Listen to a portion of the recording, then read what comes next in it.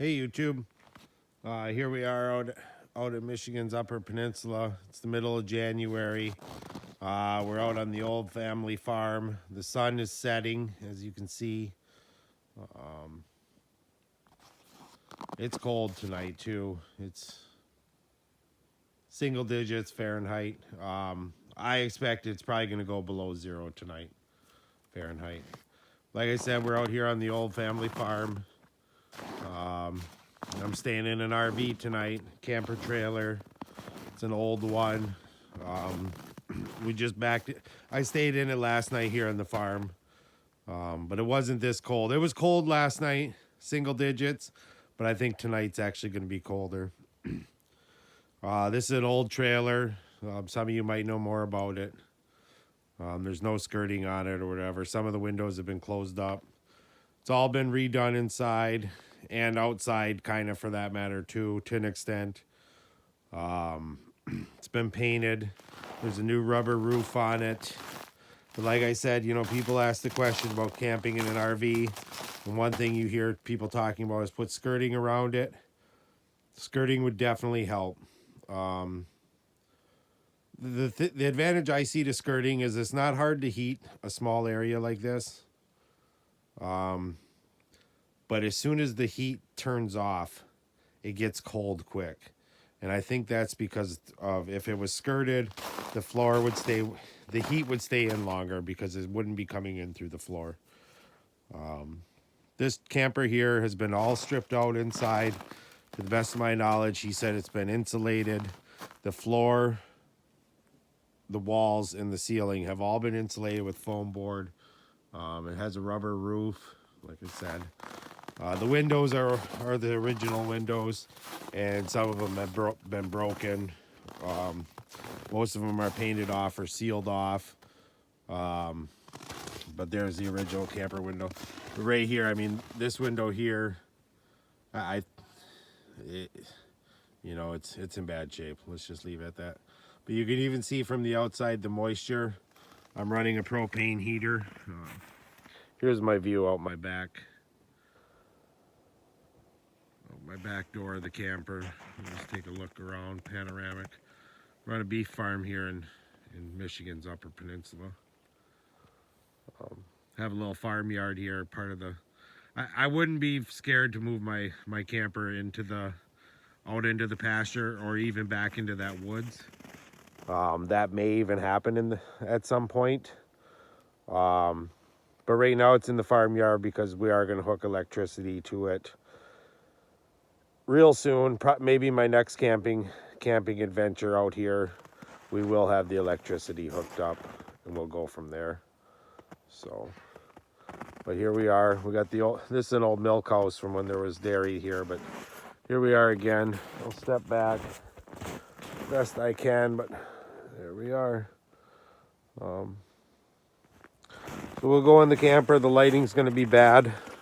I have had the heat on. I just cooked dinner. I've already eaten.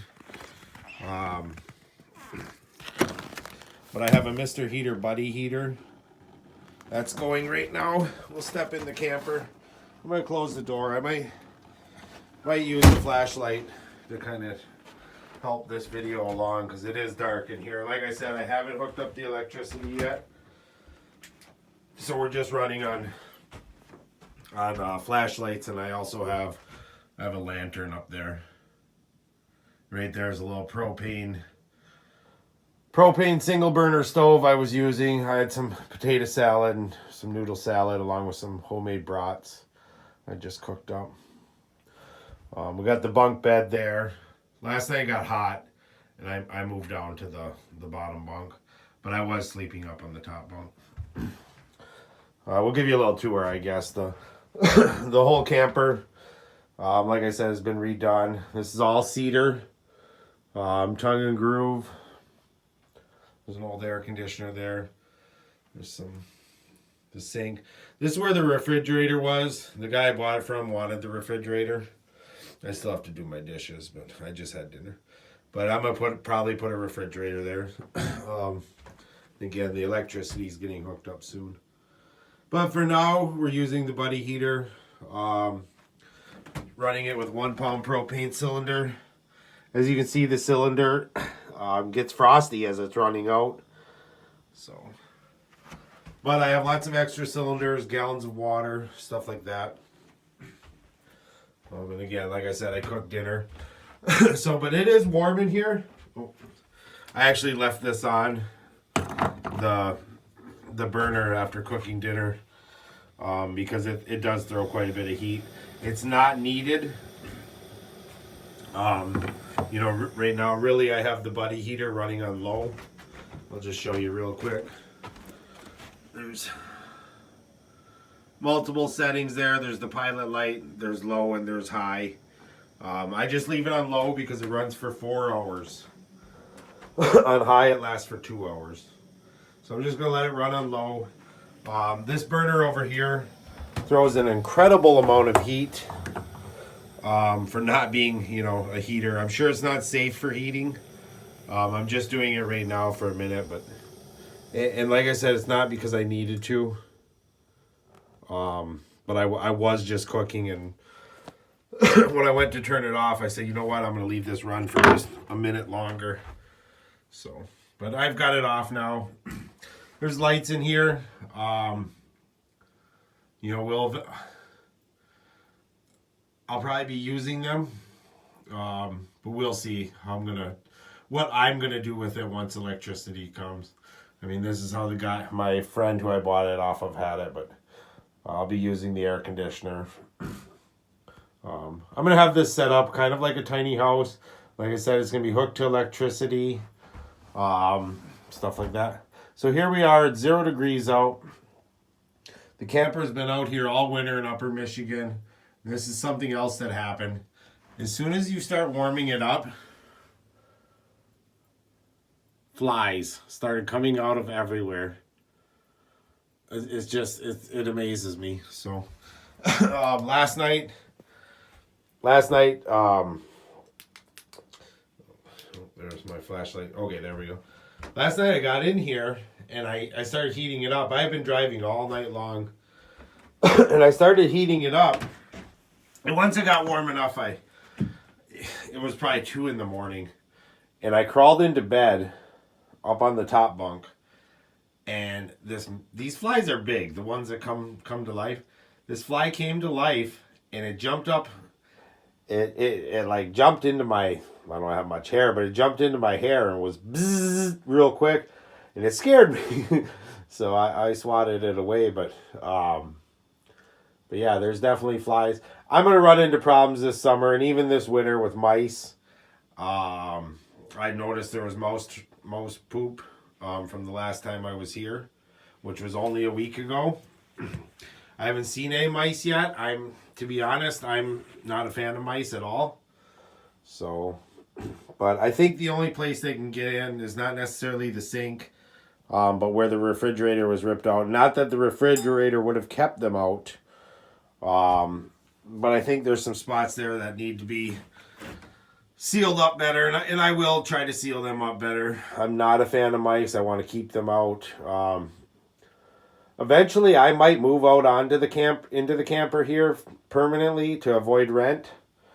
It will mean moving across, you know, multiple states to move out here. I'll have to relocate and find a different job. Our new job. This camper's small and it'll be hard to live in. There's no shower. There's no toilet. I have thought of solutions for those, being kind of an outhouse. That could even be, you know, heated in its own way in the winter. It's going to be camping. If you live in a tiny house, you're camping. So I've thought of solutions. There's solutions to showering, whether it's just heating up a large stainless steel pot of hot water and basically pouring small amounts over yourself and soaping up and you know, cleaning up and then rinsing off with the hot water. Like I said, there is solutions, you know, to living in a tiny house like that, but there is adventure to it. You are going to be, you know, a person is going to be camping, and that's just the way it is. So, you know, if you wipe these off, we actually have a pretty good view up the back, but they do make so much moisture. So yeah, I mean, it's warm and toasty in here. I have, like I was just saying, I get distracted easily, but like I was just saying, I have thought about moving out and going full-time winter camping, or full-time camping and living out here and working from here, because there would be virtually no rent, and I could save a lot of money. But one thing about this plan is I love my camper that I have already, but it might just be too small. I mean, we walk back and we look at it. Again, I could set up I have access to washer and dryer up the road for laundry. And when I do set it up permanently, there could be a roof built over top of it.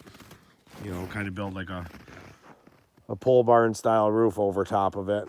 Some posts going up with a roof, but and I'd probably do that, and I'm gonna level it and put it on blocks and keep the grass cut and stuff like that. But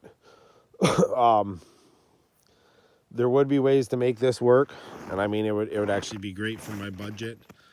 But if I can afford it, I might buy a larger, slide out fifth wheel, more modern RV. Sun's setting now here.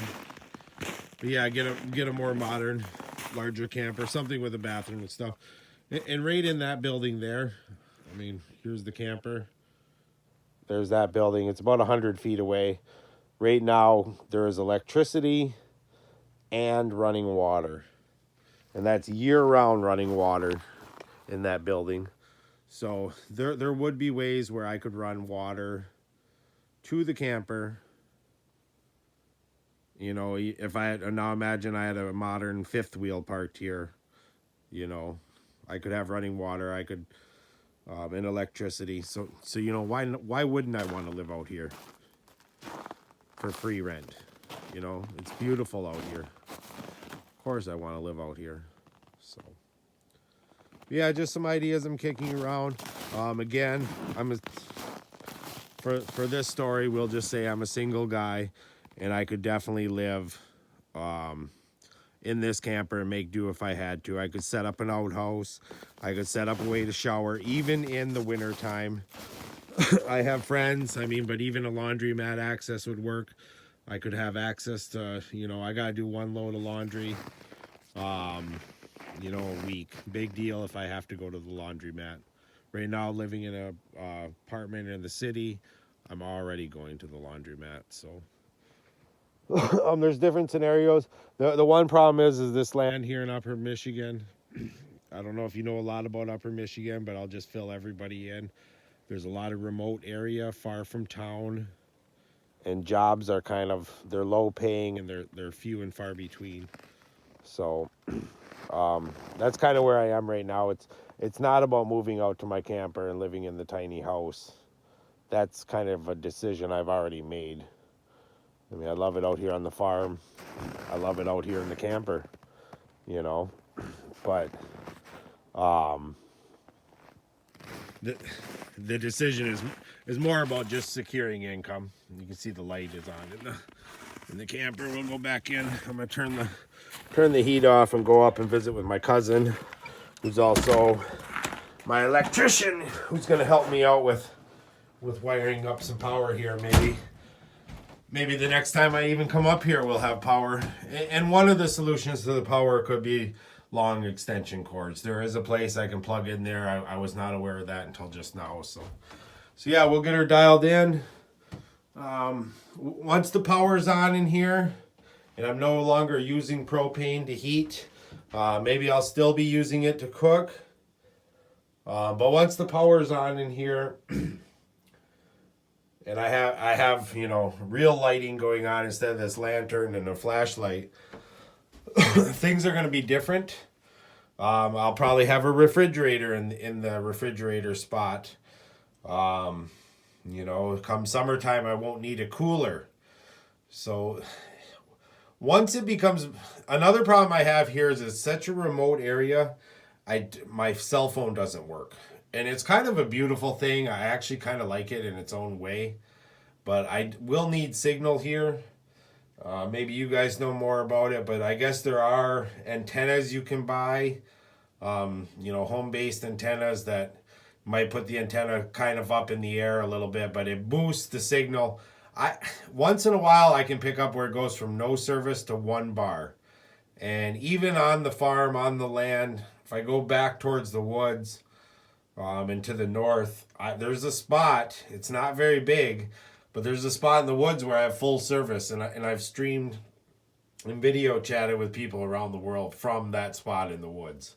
So I'm going to get an antenna here, hopefully get internet here in the farmyard where my 4G works. Maybe not the LTE, but at least the 4G. And we'll get get the internet going, where I can connect to the internet out here, and things will be better. And once there's power and stuff like that, the details like getting an outhouse and stuff going, or an outhouse type situation. I'm not exactly saying I'm just gonna be going to the bathroom, in a hole in the ground. I'm gonna figure something out for that. I've been told the gray water is around here can just run off onto the ground. Myself, I think living in a camper, I'd be using a lot less water than I would be living in an apartment. So there's a lot of things to consider, but like I was trying to say, I guess, is once the electricity's hooked up, things are gonna go pretty quick. Where it's gonna be like, okay, do you want to sign your lease at your apartment again, or are you ready to move into your RV tiny house?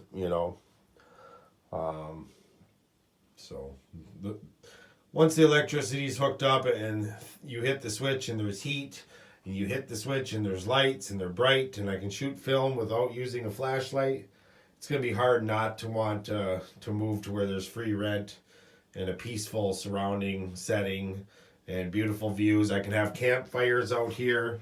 I can have friends over. We can have beers. Come summertime, there can be a picnic table, and I can mow the lawn, and have lawn chairs, and we can have a fire pit and everything else. So it'll be hard to want to stay in my apartment once the electricity and stuff is more hooked up here, and the internet works out here, and I can send text messages and stuff like that. So, all right, I'm gonna wrap up this video. So I'm probably gonna be shooting more winter camping videos and more camping videos, and tiny house type videos. Living in a tiny house, stuff like that. There's a good chance I am gonna go full time and move into a camper. Maybe not this camper, but this camper I already own and it's paid for, so it's gonna be hard to turn down. But it is kind of small. Being a single guy, I can make it work. I am what's called a Youper. I was born in the UP. Stuff like this would not be. A lot of Youpers could move into something like this and be happy. Let's just put it that way. So, all right, guys, I'm gonna wrap it up, and hopefully we'll be shooting some more camping videos and stuff like that in the future. So if you want, hit the like button and subscribe it, and maybe we'll see some more videos in the future. So, all right, we'll talk to you later. All right, bye. Thanks for watching.